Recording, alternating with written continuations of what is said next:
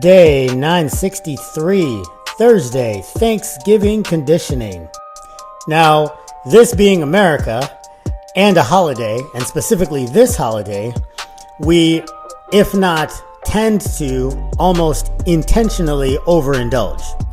For many of us, that's not a big deal, but for some people that are particularly health and or fitness oriented, what are some steps we can do to mitigate the, I hesitate to use the word damage because it's not that, the after effects, let's say, of the holiday overconsumption?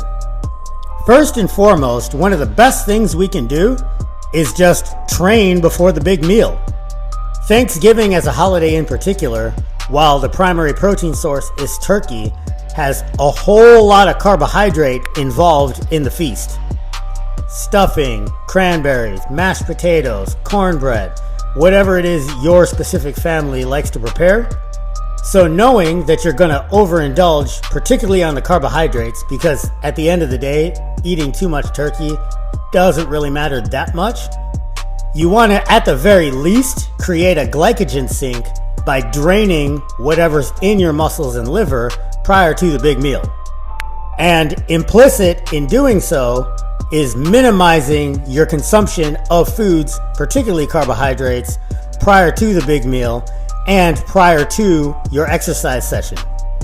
If you're an individual that habitually eats a lot of food, particularly carbohydrates, before they train, as much as I often say train for a purpose and don't just move around to burn calories, today is the one day where you might want to just move around and burn calories so that you don't need that massive, typical for you, glycogen load prior to the exercise session to maintain a super high level of intensity.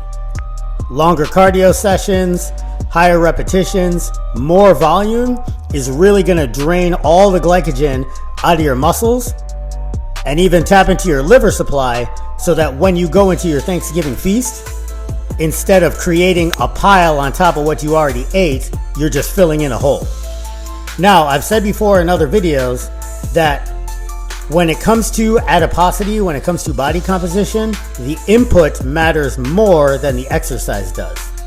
So now that you've done your training, preferably on empty or with a little bit of protein in you, and you've set yourself up for success exercise-wise, my other recommendation to mitigate the after effects of your Thanksgiving feast is to focus the meal around the turkey.